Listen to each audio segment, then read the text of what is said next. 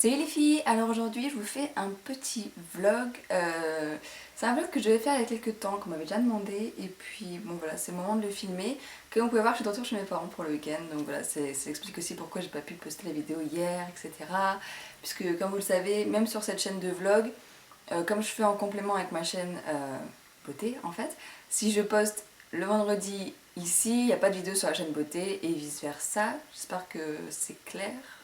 Donc bref, donc vaut mieux être abonné à cette chaîne, hein. Donc je vais poster un petit message sur Fashion and Makeup pour vous dire qu'il y a une vidéo qui est postée sur cette chaîne de vlog. Comme ça, tout le monde sera au courant qu'elle est postée, du moins ceux qui regardent la vidéo. Donc aujourd'hui, je voulais vous parler, enfin vous donner des conseils pour commencer sa chaîne YouTube, puisque c'est des choses que voilà qu'on reçoit assez souvent. Nous les youtubeuses, on demande toujours un petit peu comment t'as fait pour comment dire, pour commencer ta chaîne, comment tu es devenue si populaire, etc. Donc je vais essayer de répondre aux questions. Alors déjà, moi j'ai commencé ma chaîne il y a 3 ans. Voilà, 3 ans et demi déjà, donc voilà, le temps passe à une vitesse folle. Donc j'avais quel âge? J'avais 20 ans, je venais juste d'avoir 20 ans. Et donc j'ai commencé ma chaîne YouTube suite à, voilà, j'avais vu d'autres vidéos de filles, etc. Je me suis dit pourquoi pas moi. Et donc j'ai commencé ma chaîne beauté, voilà. Je pense que la clé pour commencer une chaîne, c'est la passion. Ça peut paraître totalement genre la passion, mais c'est vraiment le truc qui va vous faire avancer, qui va vous donner constamment des idées, voilà, qui va faire que vous avez envie de filmer, que vous vous êtes investi dans votre chaîne, etc. Et c'est très important, la passion. Faut pas faire une chaîne pour se dire bon, je fais une chaîne parce que j'ai hâte connu. Non, ça c'est débile, c'est totalement débile, c'est la raison la plus pourrie pour faire une chaîne, voilà, d'être connu, c'est juste totalement débile. Donc il faut pas faire une chaîne pour être connu. Moi quand j'avais ma chaîne, je pensais qu'il y aurait 3 personnes qui regarderaient et voilà, c'était... Quand j'avais eu 10 vues sur ma vidéo, j'étais genre wouh, 10 vues, wouh. Donc c'est vraiment, enfin, je m'attendais pas à avoir un jour 45 000 abonnés comme j'ai. Enfin pas sur cette chaîne, hein, sur l'autre, je précise. Donc voilà, c'est pas... Faut pas faire ça pour les mauvaises raisons, c'est-à-dire voilà, de vouloir être connu et de gagner de l'argent, c'est totalement ridicule. Donc voilà, première chose, la passion. Il faut que vous fassiez quelque chose, enfin des vidéos sur ce que vous aimez. Donc ça peut être des vidéos humoristiques, des vidéos beauté, des vidéos jeux vidéo, pour répéter vidéo. Donc voilà, il y a énormément de thèmes que vous pouvez faire en vidéo.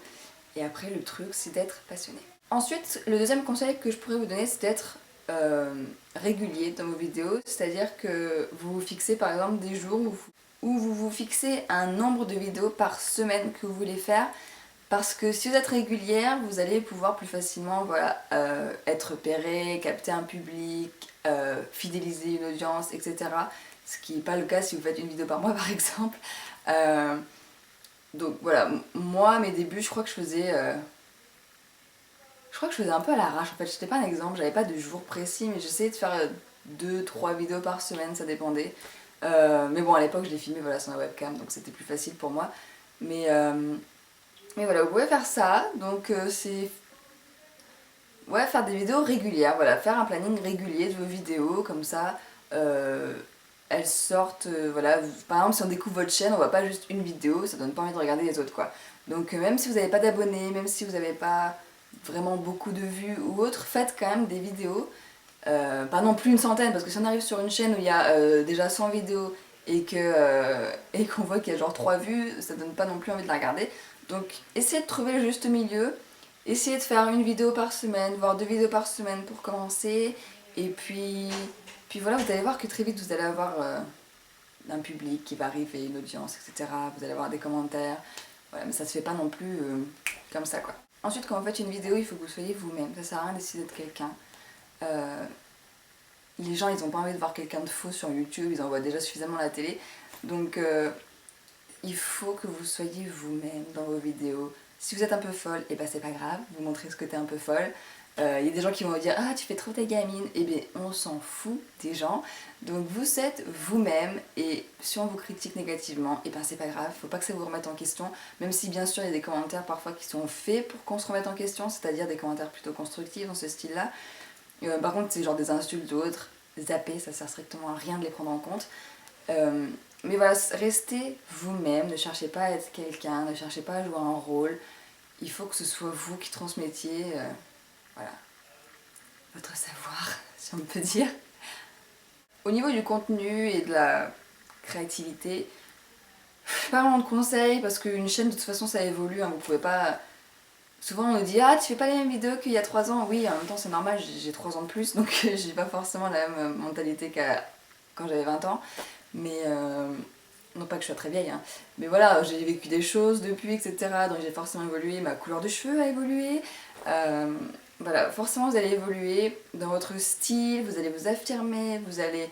Donc forcément il y a une évolution qui se ressent sur la chaîne, que vos abonnés vont percevoir, certains aiment, certains aiment pas, c'est pas grave, c'est comme ça. Pas plaire à tout le monde, mais voilà, il y a forcément une évolution. Essayez pas de forcément faire des vidéos high top, direct, genre wouh, j'envoie du steak et tout. Si ça vous correspond pas, ça sert à rien. Sans compter que voilà, il faut continuer après, hein, c'est du travail les vidéos, mine de rien.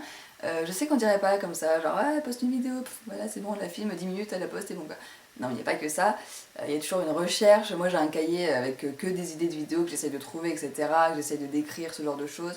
Donc déjà il faut le temps de trouver ces vidéos, il faut le temps de les filmer, les vidéos lookbook ça se fait pas comme ça, les vidéos getting ready non plus, donc voilà c'est du temps, il faut avoir le temps. Donc déjà si vous n'avez pas le temps dans votre vie pour une passion, c'est même pas la peine de faire des vidéos parce que vous n'arriverez pas à suivre le rythme. Voilà, il faut avoir envie quoi, comme je disais c'est une passion, il faut vouloir le faire et le faire bien, voilà, c'est ça. Au niveau des montages, etc., des logiciels, moi pour ma part, j'ai commencé sur Windows Movie Maker et après j'ai eu la chance d'avoir un MacBook. Donc du coup, maintenant je travaille sur iMovie, mais c'est tout, j'ai pas de logiciel genre waouh, pro, machin, Final Cut, machin, non moi j'ai pas ça. Puis j'achèterai pas ça non plus parce que bon, vu le prix que ça coûte, merci. Et comme je suis très mauvaise pour craquer les trucs, donc j'ai iMovie et ça me va très bien, voilà. Au niveau des chansons, j'utilise soit GarageBand, qui est également un logiciel qui est vendu avec iMovie, ou les musiques d'iMovie qu'on trouve dans le jingle, donc j'utilise ça, ou alors j'utilise les musiques d'Alex Good depuis peu, parce que voilà, comme c'est un youtubeur, etc., on peut utiliser sa chanson, ses musiques, tant qu'on indique que c'est lui qui le fait, que voilà, on s'approprie pas sa musique, c'est bon.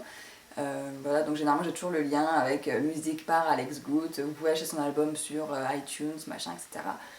Donc voilà, mais après voilà, chacun, vous pouvez bien sûr inspirer des autres, je veux dire, je dis pas qu'on peut pas s'inspirer de quelqu'un, vous pouvez bien sûr vous inspirer de quelqu'un, piocher des trucs là, là et là, mais il faut qu'à la fin ça soit quand même vous, et que vous fassiez pas un copier-coller de tel truc, de tel truc, de tel truc, voilà, non, il faut qu'à la fin il y ait quand même votre touche à vous qui fasse que voilà, ça reste différent des autres, même si vous êtes inspiré quand même. Essayez de pas faire des vidéos trop longues.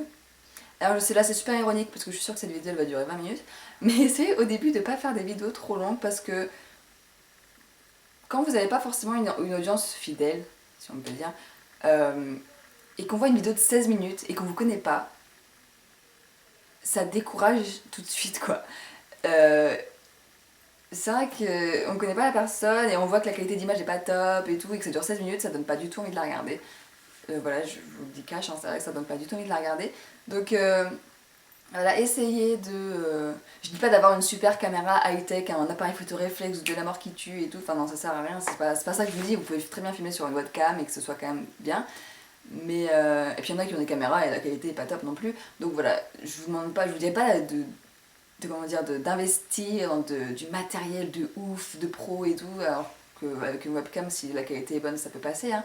Mais voilà, faut pas que vous fassiez des vidéos trop longues et puis il faut pas que vous ayez... Je suis désolée, il y avait un truc qui est passé devant moi. Vous allez vous dire, qu'est-ce qu'elle fait là? Donc il faut pas que vos vidéos soient trop longues et il faut que vous ayez un minimum de bonne qualité. Voilà, minimum, faut que ce soit un minimum agréable à regarder pour les gens. Par exemple, si votre son il est juste affreux et que il est amplifié au possible et qu'il est déformé et que ça vous tue les oreilles quand vous écoutez, c'est même pas la peine, ça fonctionnera pas. D'ailleurs c'est pour ça que j'ai supprimé un vlog que j'avais ici sur cette chaîne, le premier daily vlog j'ai supprimé parce que le son était juste catastrophique. Et puis ensuite il vous faut au minimum une bonne luminosité. Je sais, on en parle jamais assez de la luminosité, mais c'est super important d'avoir une bonne lumière. Malheureusement je n'ai pas encore investi dans un vrai éclairage, notamment parce que je n'ai pas les moyens et parce que je n'ai pas la place de les stocker. Donc moi je filme en lumière artificielle, naturelle, pardon, donc je suis en face de ma fenêtre. Voilà, il y a un très grand soleil dehors, donc on a cette lumière que vous pouvez voir là. Après, si vous voulez investir dans du matériel, bien sûr faites-le, hein. Je veux dire, il n'y a pas de souci, je reproche pas aux gens qui investissent, bien sûr, hein. Moi-même j'ai investi dans ma caméra il y a 2 ans, donc voilà, je critique pas les gens qui investissent dans du matériel. Mais ce que je veux dire, c'est que vous n'êtes pas obligé de le faire, voilà, c'est ça. Pour ce qui est de la première vidéo à poster sur sa chaîne, ça dépend voilà, de ce que vous avez envie de faire. Généralement, on conseille de faire des vidéos qui sont plutôt populaires, du style des tags ou autre, mais je trouve qu'une vidéo présentation de sa chaîne, c'est pas mal aussi. Du style, voilà, je vais faire une vidéo de ça, il y aura une vidéo tous les temps, je compte faire ça, ça, ça, ça et ça. Je pense que ça peut être intéressant comme première approche aussi. Euh, voilà, décrire un peu sa chaîne, ce qu'on compte faire dessus, je trouve que c'est pas mal. Et puis ça permet aux personnes qui tombent sur votre chaîne de voilà, savoir exactement ce que vous faites sur votre chaîne. Donc c'est pas plus mal au final. Ou alors vous pouvez faire des tags, voilà, des tags, des lookbooks, des trucs, voilà, des vidéos qui plaisent généralement, getting ready, ce genre de choses. Mais voilà, après il n'y a pas de recette miracle non plus, c'est... Voilà, après vous faites comme vous le sentez. Essayez d'être proche de son audience, c'est important. Euh, Parce que voilà, forcément vous allez avoir des questions, vous allez avoir des demandes, des compliments aussi, des commentaires négatifs, bien sûr, ça il faut s'y préparer. Et il faut être là pour pouvoir leur répondre. Alors, il y a peut-être un moment où vous ne pourrez plus répondre à tout le monde parce que vous aurez tellement de commentaires que c'est pas possible. Mais voilà, mais essayez au moins, faire de son mieux.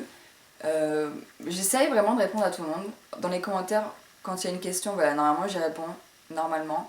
Il y a peut-être 2-3 questions que je peux zapper parce que voilà, j'ai déjà répondu 50 fois et parce que voilà, j'ai pas envie de dire répondre encore parce que j'ai l'impression de répéter tout le temps la même chose. Mais voilà, il y a des questions. Généralement, je réponds vraiment aux questions. Après, tout ce qui est MP YouTube, j'ai un peu de mal à y répondre, là, je vous l'avoue. Concrètement, je suis très mauvaise pour les MP YouTube et pour les mails. Donc, voilà, essayez sur Twitter. Tout sur Twitter, ça marche. Pareil, Facebook, les MP, j'y réponds généralement 3 semaines après parce que j'y pense pas à me connecter dessus. Mais pour ce qui est des commentaires, j'y réponds normalement. Et puis voilà, comme je disais, il y aura des commentaires négatifs aussi, donc il faut vous y préparer. Vous vous exposez forcément à un public, à des gens, à n'importe qui au final, et n'importe qui peut écrire dessus. Donc moi ce que je vous recommande fortement, c'est de mettre vos commentaires en approbation. Euh, Ça veut pas dire que vous faites un tri dans les commentaires, ça veut dire que moi personnellement pour ma part, tout ce qui est en approbation, donc les commentaires normaux du style ah j'ai aimé ta vidéo, c'est cool, machin, des questions, des trucs, ou même si on me dit ah j'ai pas trop aimé cette vidéo parce que ta ta ta ta ta, je les approuve quand même. Donc il y a le droit à la critique sur ma chaîne, quoi qu'on en dise, il y a le droit à la critique sur mes 2 chaînes beauté, enfin sur mes 2 chaînes, la chaîne beauté et celle-ci.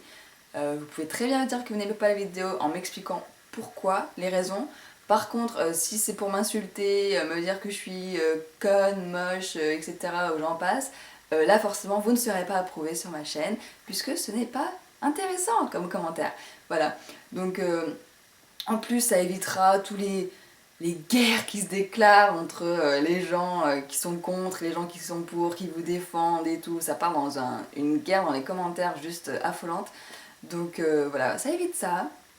Voilà. Et puis ça évite les petits malins qui postent un commentaire et qui espèrent justement déclencher une guerre, sauf que comme leur commentaire n'apparaît pas, ça ne fait rien du tout. Et du coup ben, ils s'ennuient, ils vont sur notre chaîne, voilà, foutre le bazar. Donc voilà, c'est ce que je vous recommande, de mettre vos commentaires en approbation, c'est le plus simple franchement. Alors bien sûr, il faut approuver chaque commentaire un par un, mais bon, au moins vous contrôlez ce qui est sur votre chaîne, il n'y a pas de débordement ou autre. Et bien sûr, rien n'empêche que vous pouvez très bien accepter la critique en affichant les commentaires, parce que voilà, parce que moi j'ai souvent ce genre de truc genre ouais t'as pas pris mon commentaire, t'acceptes pas la critique, alors que son commentaire est juste en dessous quoi, donc c'est très très drôle. Donc des fois vous pouvez rire aussi des commentaires méchants, ça peut vous faire rire, parce que vous vous dites ok, elle a rien compris, ou des trucs, enfin bref, donc c'est très drôle. Des fois ça peut être très drôle les commentaires négatifs, des fois ça l'est moins, bien sûr vous allez forcément être peiné des fois, mais bon après il faut quand même relativiser, ça reste internet. Donc sur internet il y a tout et n'importe quoi, et c'est des gens virtuels la plupart du temps, tous les méchants commentaires, ce qu'on peut cracher sur vous, etc. Ces gens-là vous les rencontrerez peut-être jamais dans votre vie. Donc autant garder le positif de YouTube, c'est-à-dire voilà, la communauté, les rencontres qu'on peut faire, le partage, etc. Donc voilà, j'espère que cette vidéo vous a plu, que ça a répondu au maximum de questions que vous pouvez vous poser. Si vous avez ceci dit encore des questions, n'hésitez pas à les poser dans les commentaires et j'essaierai d'y répondre. Voilà, le plus possible. J'espère que ça vous a été utile et puis je vous dis à bientôt.